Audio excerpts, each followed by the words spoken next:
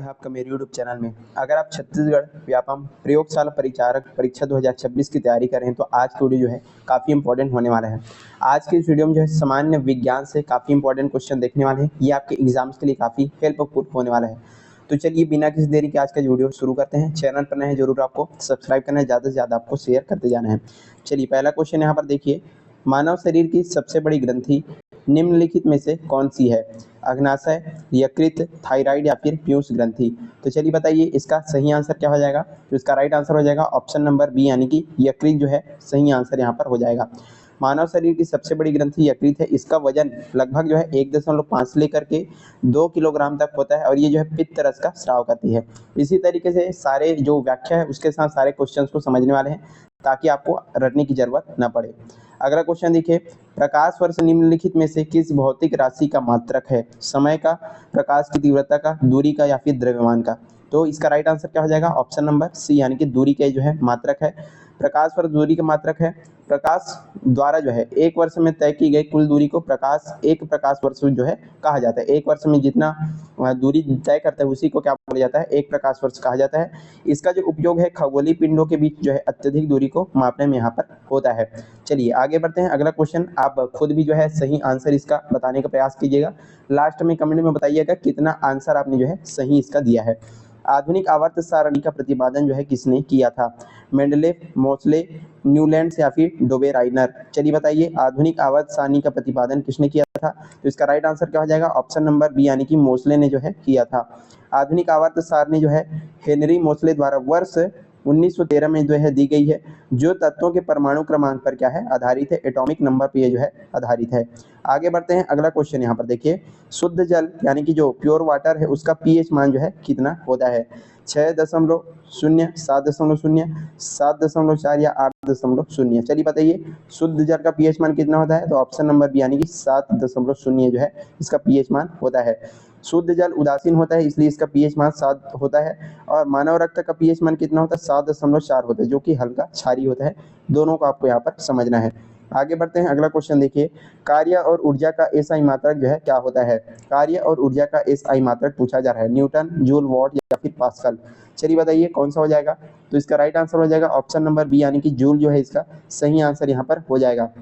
भौतिकी में जो है कार्य और ऊर्जा दोनों का एसआई मात्रक क्या होता है? जूल होता है। बल का मात्रक न्यूटन और शक्ति का मात्रक क्या होता है? वाट होता है। सभी चीजों को आपको यहाँ पर याद रखना है। मात्रक अक्सर परीक्षाओं में पूछा जाता है तो बिल्कुल इसको जो है आप समझ करके जाइएगा। आगे बढ़ते हैं। कोशिका का पावर हाउस किसे कहा जाता है? लाइसोसोम, राइबोसोम, माइटोकॉन्ड्रिया या फिर गोल्गी का। चलिए बताइए कोशिका का power house of the cell किसको बोला जाता है? इसका सही आंसर हो जाएगा माइटोकॉन्ड्रिया, ऑप्शन नंबर सी इसका राइट आंसर हो जाएगा। माइटोकॉन्ड्रिया को कोशिका का पावर हाउस कहा जाता है क्योंकि यहाँ श्वसन क्रिया के दौरान जो है एटीपी के रूप में ऊर्जा का निर्माण और संचय यहाँ पर होता है। आगे बढ़ते हैं। अगला क्वेश्चन यहाँ पर देखिए, वाहनों के पीछे का दृश्य देखने के लिए जो है किस दर्पण का हम उपयोग करते हैं? हमारे जो गाड़ियां हैं वहां पर कौन से दर्पण का वहां उपयोग किया जाता है पीछे देखने के लिए? अवतल दर्पण, उत्तल, समतल दर्पण या फिर बेलनाकार दर्पण। चलिए बताइए इसका सही आंसर क्या हो जाएगा। तो इसका राइट आंसर हो जाएगा ऑप्शन नंबर बी यानी कि उत्तल दर्पण का जो है उपयोग किया जाता है। हमेशा याद रखिएगा वाहनों में जो है पीछे की गाड़ियों को जब देखना है तो वहां पर उत्तल दर्पण का उपयोग होता है क्योंकि यह जो है सीधा, छोटा और बहुत क्षेत्र में का स्पष्ट प्रतिबिंब जो है बनाता है। तो उत्तल दर्पण सही आंसर हो जाएगा। आगे बढ़ते हैं। अगला क्वेश्चन देखिए, शुष्क बर्फ वास्तव में क्या होता है? ठोस पानी, ठोस कार्बन डाइऑक्साइड, ठोस नाइट्रोजन या 0 डिग्री पर जमी हुई बर्फ। शुष्क बर्फ, ड्राई आइस क्या होता है? तो इसका राइट आंसर हो जाएगा ऑप्शन नंबर बी यानी कि ठोस कार्बन डाइऑक्साइड। ठोस कार्बन डाइऑक्साइड को ही क्या बोला जाता है? शुष्क बर्फ या फिर ड्राई आइस कहा जाता है। ये जो है बिना द्रव के सीधे गैस में परिवर्तित हो जाता है ऊर्ध्वपातन क्रिया से। चलिए आगे बढ़ते हैं। अगला क्वेश्चन है, टमाटर का लाल रंग जो है निम्नलिखित में से किस लवक के कारण यहाँ पर होता है? पिगमेंट के कारण से यहाँ पर होता है। कैरोटीन, लाइकोपिन, एंथ्रोसाइनिन या फिर क्यूरिक्यूमिन। चलिए बताइए इसका सही आंसर क्या हो जाएगा। तो इसका सही आंसर हो जाएगा ऑप्शन नंबर बी यानी कि लाइकोपिन के कारण जो है टमाटर का रंग जो है लाल होता है। टमाटर का लाल रंग जो है लाइकोपिन नामक जो है कैरोटीनाइड पिगमेंट के कारण यानी लवण के कारण यहाँ पर होता है। गाजर का नारंगी रंग किसके वजह से होता है? तो कैरोटीन के कारण से यहाँ पर होता है। तो आपको जो है याद रखना है। आगे बढ़ते हैं। अगला क्वेश्चन देखिए, ध्वनि की तीव्रता को मापने की इकाई जो है क्या है? हर्ज, डेसिबल, डायोप्टर या फिर ल्यूमेन? चलिए बताइए, ध्वनि की तीव्रता को जो है मापने की इकाई क्या होती है? इसका राइट आंसर हो जाएगा ऑप्शन नंबर बी यानी कि डेसिबल जो इसका सही आंसर हो जाएगा। ध्वनि की तीव्रता या लाउडनेस को जो है डेसिबल से मापा जाता है, आवृत्ति को हर्ज से मापते हैं और लेंस की क्षमता को डायोप्टर से जो है मापा जाता है। ये जो लेंस की क्षमता वाला जो क्वेश्चन है पिछले कई एग्जाम्स में दिया गया है, डायोप्टर जो है इसका सही आंसर होगा, आपको बिल्कुल याद रखना है। चलिए आगे बढ़ते हैं। उससे पहले अभी तक आपने चैनल सब्सक्राइब नहीं किया, जरूर सब्सक्राइब करिएगा। इसी तरीके अन्य वीडियोस जो है लगातार आपके परीक्षाओं तक आने वाले हैं, तो बिल्कुल चैनल से जुड़ करके रहिएगा और ज़्यादा से ज़्यादा शेयर कीजिएगा।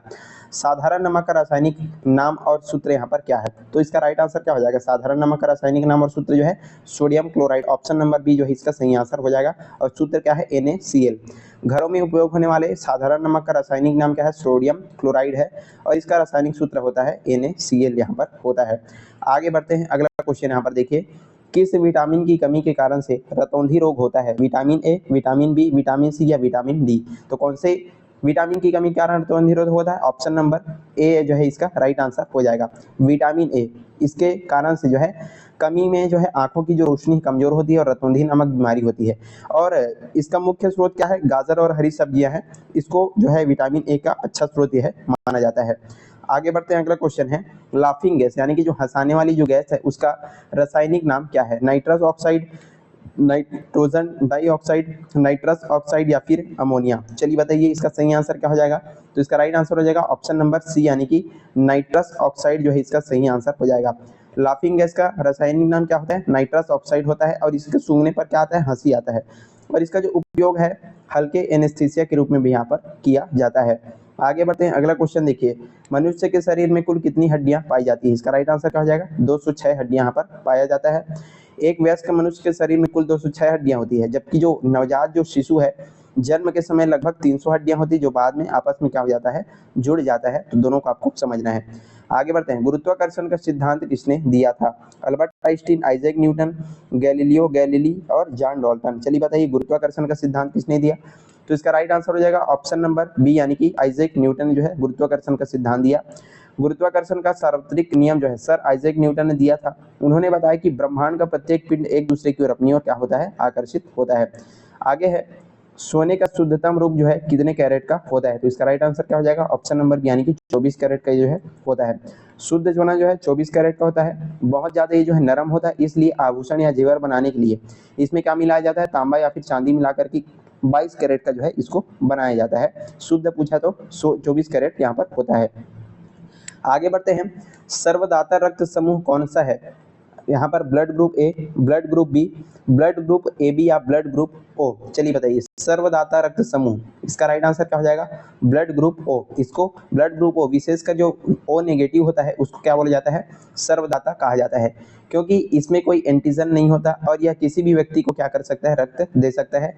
ए बी को क्या बोला जाता है? सर्वगाही कहा जाता है। चलिए आगे बढ़ते हैं, अगला यहाँ पर क्वेश्चन है, जंग लगने पर लोहे का वजन में क्या परिवर्तन होता है? वजन घट जाता है, बढ़ जाता है, वजन सामान्य रहता है या फिर पहले बढ़ता है फिर घटता है? तो जब जो है लोहे पर जंग लगता है तो उसका जो वजन है बढ़ जाता है, ऑप्शन नंबर बी इसका राइट आंसर हो जाएगा। जब लोहे में जंग लगती है तो लोहा पर्यावरण की ऑक्सीजन और नमी के साथ क्रिया करके फेरिक ऑक्साइड बनाता है और इस प्रक्रिया में लोहे के साथ ऑक्सीजन का जो वजन है वो भी यहाँ पर जुड़ जाता है, जिससे लोहे का वजन बढ़ जाता है। अगला क्वेश्चन है, बिजली के बल्ब का फिलामेंट किस धातु का बना होता है? इसका राइट आंसर हो जाएगा ऑप्शन नंबर बी यानी कि टंगस्टन से जो है बना होता है। बिजली के जो पारंपरिक बल्ब का फिलामेंट टंगस्टन धातु का बना होता है, क्योंकि इसका जो गलनांक है बहुत उच्च होता है और जिससे यह जो है तेज गर्मी में भी नहीं पिघलता है। और हमारा लास्ट क्वेश्चन है, पेनिसिलिन नामक प्रथम एंटीबायोटिक की खोज जो है किसने की थी? Louis Pasteur, Alexander Fleming, Edward Jenner या फिर रॉबर्ट कोच? चलिए बताइए पेनिसिलिन नामक प्रथम एंटीबायोटिक की खोज किसने की? इसका राइट आंसर हो जाएगा अलेक्जेंडर फ्लेमिंग ने।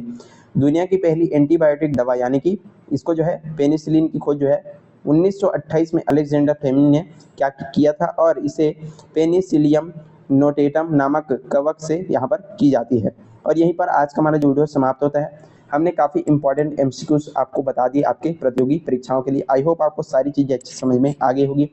वीडियो पसंद आया तो लाइक करना, ज़्यादा से ज़्यादा शेयर करना, चैनल पर नए हैं तो जरूर आपको सब्सक्राइब कर देना है। और भी वीडियोस जो है आने वाली है तो बिल्कुल चैनल के साथ जुड़ करके रहिएगा। तब तक के लिए पढ़ते रहिए। Thank you.